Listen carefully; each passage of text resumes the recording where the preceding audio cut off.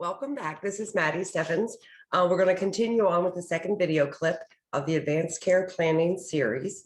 So again, this document, the Maryland Healthcare Advanced Directive off the Attorney General's site, there should be a link that you can print up or download on your own computer for you to use to follow through this seminar. So again, it's a very long document, 16 pages. We're really going to focus on pages 1 through 8. However, the first pages are Roman numeral and they are very important information. And I encourage you all to read them because it kind of gives you some background as to the Maryland Healthcare Decision Act that made this all possible, some definitions, some examples. It will sometimes answer some questions that you guys have. And again, it's very important, but we're just not going to take the time to read it today as a group. And then the back of the document has several pages that talks about organ donation, after my death, funeral arrangements. Again, very important information. These kinds of things have a separate signature page and witness and can be done with your family and friends at your own convenience. But again, very important information to read. So if you go to page 1 through 4, which is what we're going to do right now, the first line you'll see is your name and your birthday. Very important information. Without this document is not considered legal. So please put that in before you do anything else. And then we're going to go right down to part 1, which is selection of your healthcare agent or agents. And you'll see that it's kind of designated as primary agent, backup agent, and then there's even a spot for some other person or people. So these different categories basically mean that the primary healthcare agent are the first person that we would try to contact. If we couldn't get a hold of them within a reasonable amount of time, we would move to the next person and so on and so forth. So when it comes to designating your healthcare agent, this should be done after a conversation. You're going to be talking to your family, your friends, your doctors about your personal values, beliefs, your, what's important to you when it comes to quality of life, and making sure that whoever you choose is willing and able to make these decisions for you. And probably first off, because this is often a block for many people, you need to know that your healthcare agent or agents are not responsible financially in any way for your medical bills. And many people ask that question, and it's a reasonable question. So just so you know, they are not. That's not what this document is about. It really is getting those people who are going to advocate for you if and when that time's ever needed. So when it comes to your healthcare agents, the information we need is really their name, their relationship to you, and then a reliable contact number. The address is fine. You can put it in if you want. It does not invalidate the document if that information is not there. What we do need is their name and their contact information and the relationship to you. And again, many people have several people they want to put. Some people only have one, and that's fine. We encourage you, though, if you can, to at least put a primary and a backup, because oftentimes this document isn't used for years, if it's ever used at all, if it's ever needed. And sometimes that person or people in one category or another may not be available. They may not be willing anymore. They may not be able to act on your behalf. So it's more seamless if we can just have a backup person to go to that we know that you have entrusted with the decision making for you. So another common question we have is that, can I put all my kids down as my primary healthcare agent? And yes, of course you can. You can do anything you want when it comes to making these kinds of decisions, as long as it's reasonable, I suppose. But and if you do that, the only thing I would ask you to do, and many people do this, is consider, let's say you have 3 kids and you want all of them to be part of the primary healthcare category.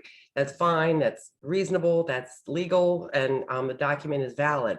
However, please consider adding this one-liner. What we ask people to do often is add in to act jointly or separately. What that will allow your agents to do is, let's say we do need to call upon these people, and we can only get a hold of 2 of the 3 children, that you're okay with those 2 making medical decisions for you if needed, knowing that we're going to continue to try to get a hold of the other person, but it won't delay any decision making. And you should know, if there was an emergency situation and we can't get a hold of anybody, we always do everything we can. That the not getting a hold of anybody doesn't delay anything, but when it comes to acting in your best behalf, it's best to have someone guiding your medical care. So Please consider that. If you have several people that you want to put down in one category, which is fine, please consider adding that language to act jointly or separately. That will allow any or all of them to act on your behalf until we can get all of them. So that's important to know. And then when it comes down to C, this is the power of your healthcare agent. What are the expectations of this person or people? And really, it really is just what you would be expected to do when it came to decision making. You know, what physician you might see, what hospital you might go to, what kind of tests, procedures, medications, surgeries, things like that. Everyday decision making that you know, decisions that might fall on you would fall on them if you were not able to do so. So that's important to know, because many people want to know, what am I going to have to do? So that can give them some guidance as to what kind of expectations would be had.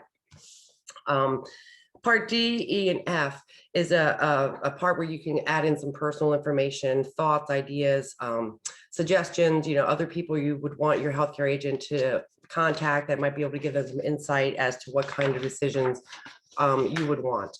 So again, important information, and please consider reading that and filling those parts in that are applicable or important to you. Part G is the access to your health information. We all have heard of HIPAA, and it's very important. The privacy of someone's medical information is very, very important.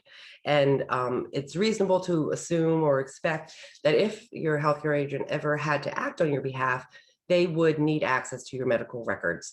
And they would have to have conversations with your physicians. And that is what that section kind of talks about. H is actually the last section of this part, but a very important part. This is when you need to decide when you want your healthcare agent to have the ability to make decisions for you. And you have two choices.